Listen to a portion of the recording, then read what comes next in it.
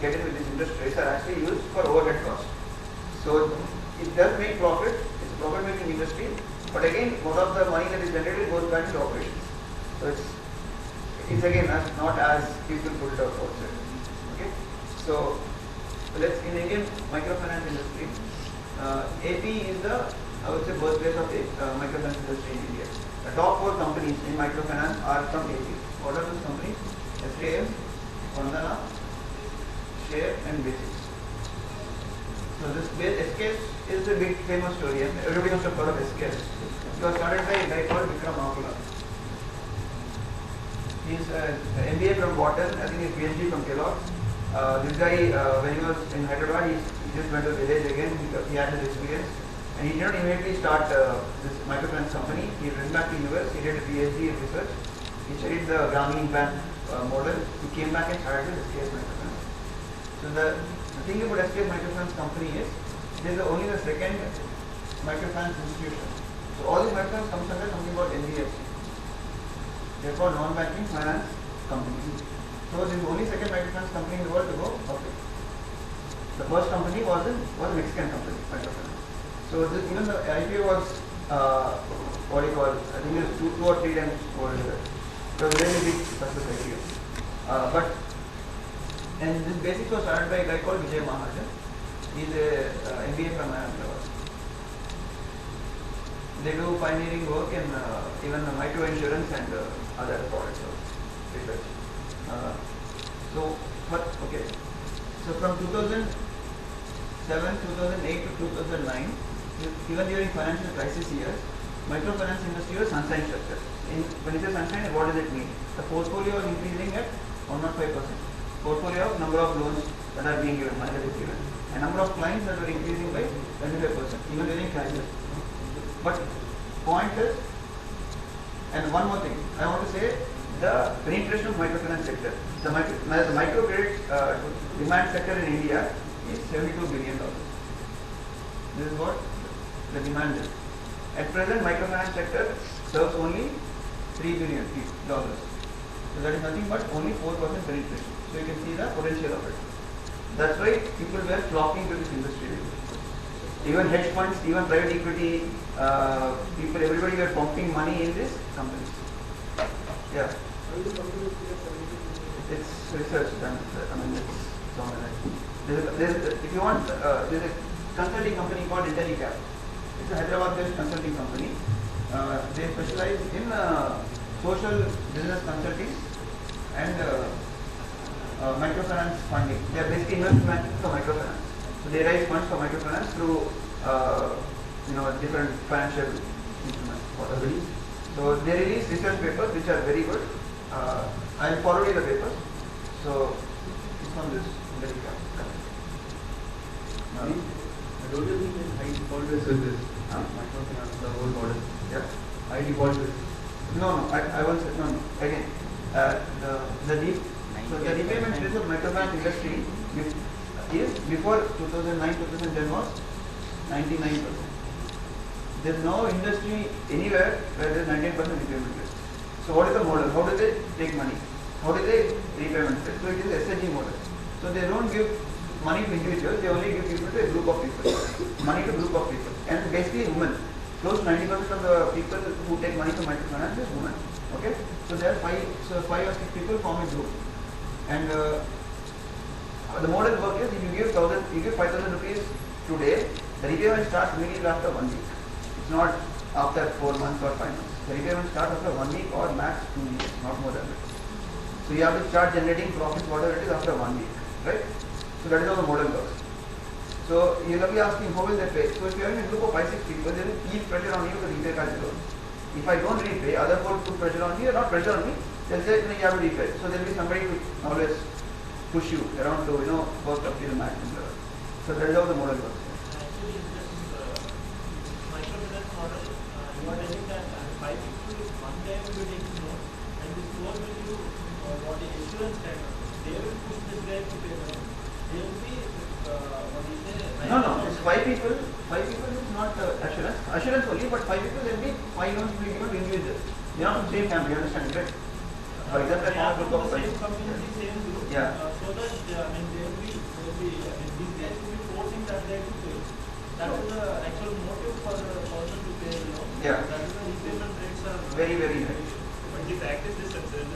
not get successful in these SKS scenarios? No, it is successful. I'll tell you why, what happened. No, I'll tell you what See, the happened. major financer in India is SKS of microfinance, and you see the philosophy of SKS, it's very unsustainable. No, I'll tell you why. I'll tell you, this 2009 was, It's the same model which you're talking about. in 2009 it was doing amazingly well, SKS. But something happened after. I'll tell you what happened, okay? But we need one thing, if 5 different people are getting 5 different loans, Yeah. so why would other people specialize him or another person? Loan is same. Loan is same. It has been shared by 5 people, and they collectively they are responsible. Okay, till 2009, I was telling you the figures were going over the top, okay? But something happened in 2010. What happened? In AP, there were 16 suicides. So, what happened is, as you see, as the industry is growing, the funds are coming in, like anything. A lot of people came and started their own microfinance company. You don't need any big regulation thing to start a microfinance company, because it's not a bank, it's an NBFC, right? So, anybody can start a microfinance company. So when a lot of people start microfinance companies, then the return on equity is very, very good when compared to commercial banks, right?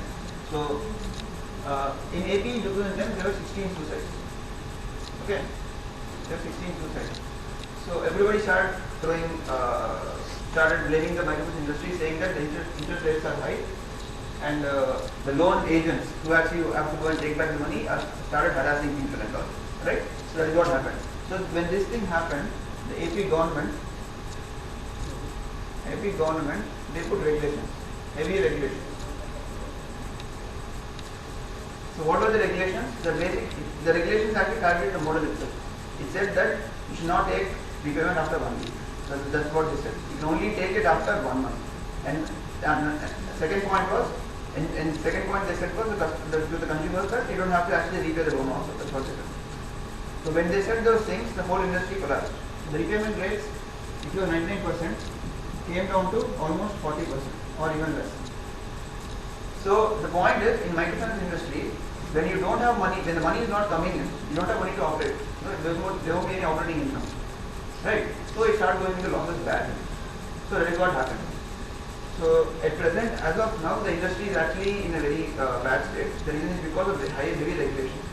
So after AP Regulation Act came, before till then it wasn't under RBI regulation at all. But now there's something called Malegaon Committee, which was set up to actually probe what happened here and all. Then they came up with some recommendations, which were obviously some of relaxing of regulations and all. And it is coming under RBI regulation now. So they're planning to go back to their old norms that it will take after one week or 2 weeks. So that is the basic thing. That is what the situation of microfinance industry is doing. And that's what I want to say that, like for example, that's what, if there are 10 players microfinance industry, if there is one rotten apple, because of what has happened, because of one rotten apple, the whole industry collapsed. So it's a debatable topic. A lot of people say, a lot of people say interest rate is high. No, it's not high. The model is like that actually. And I mean, they are actually giving credit to people who have actually have no hopes of actually great at all. So if you go to SBI, like an SBI bank or any bank, the officers will never go to the village and give the loans. There's no way. They have to come here and give loans. So that's what I'm saying. So, but their model is such a way that they actually go to the door, they form a group and they give loans. So that is the model of it. So at present, this is the state of industry. It is point is, even if the regulation is relaxed, there is a very huge doubt that they will go back to their old glory. That is what the situation of microfinance. What is the range of the loan value? Normally, average is 6,000. 6,000. And other thing I want to add is, there have been again, this book I don't remember when, I will get back to you. They are seeing what is the effect of microfinance on poor people. Again, it is not a poverty reducing tool. It actually gives people hope to get them some small loans to start a business. Problem with this is, they can't scale up business. Scaling up is a very, very big problem. If you need to start a business, 10,000 rupees. Scaling up 1 lakh is very, very tough. So that is where I think next innovation should come. How do you make actually people scale up business and stuff? The reason is because the mentality of people is to have a job and lead a normal life. Starting a business is very risky. It's just with us. How many of us will go and start a business after this college? No, nobody. Very, very few people, right? It's the same mentality as good people. They want stable jobs. So entrepreneurship is a very complicated topic in my sense. So the next innovation, what people are saying is, it's not just micro loaning, micro credit, it's micro savings. At present, NBFC cannot take deposits; it can only give loans. So I think the relaxation of regulations will always say that I think they can take deposits. When this is going to happen, people will save money. So that is very important, right? Saving is very important. Poor people don't save money at all. They're just like US people. That's why I keep telling, there is no difference between poor people in villages and US people. Nobody saves money. So saving is very important. So micro saving instruments and micro insurance instruments have to be the next one. Micro insurance. Finally, we have postal institutions doing this strategy. I mean, how it could be different from that? No, again, post office, they can't loan money, right? What I'm saying is there should be one institution which does all, which does all instruments. Micro savings, micro credit, micro insurance. At present it's separated. Nobody does everything properly. You understand, right? In this case, the deposit rate should also be around 20%. Yeah, same. Huh? Rate of return is more if microfinance start accepting deposits. Yeah, but NBFC at present cannot do that. No, that's what the norms have to change. Cannot be 2025. No, it cannot be. They should separate more. That's what I'm saying. So at present, I think the future is this, but again, regulations have to relax. AP government has to take back the regulations, and because AP is the birth of microfinance in India. I mean, if that is, and what happened? SKS has to put its headquarters from Hyderabad to Bombay. People have been started moving out of Hyderabad. So, regulations have to relax accordingly. One of the point is postal banking is that it's not online. So the transaction costs and all that things are very high. That's why in the budget 2010 or 9, the government had come with some fund to make the postal banking online. And they are about to implement it. I mean, even microfinance also hardly anybody will do. The people who operate, the self-employed the business, the correspondents, they have to, they operate online. That's what we call it. They have branches everywhere in every village also. But if they do it online, hardly they will be any people taking microfinance. Because transaction cost will be same for both. Even if you maintain Not the people who pay, I think the business correspondents and all the bank correspondents, they update all the things online. That is what I said. Over the biometrics and all. So that will be easier for them to do all this.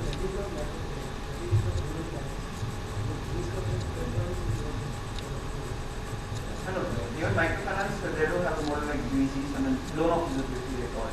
They do all the transactions for the paperwork. So,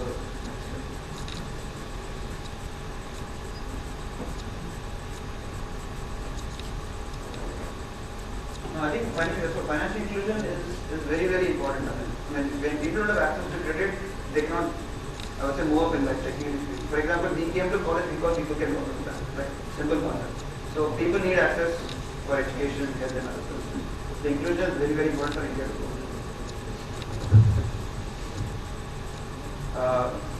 The debate topic initially was this, but if anybody has any opinions on the topic, whether which is a better one or whatever, people can come up with that arguments. We won't have it normal structure.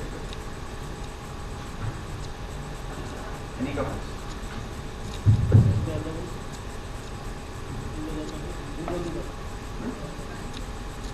These are only topics. Yeah.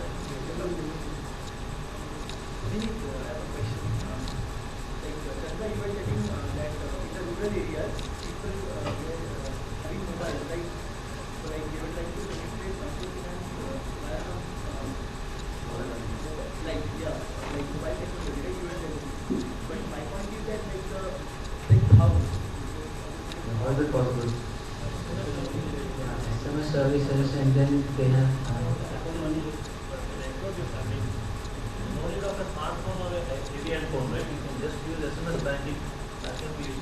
You can use the balance to the That's all. All you need to do is link your mobile to the Then you can offer to the transaction.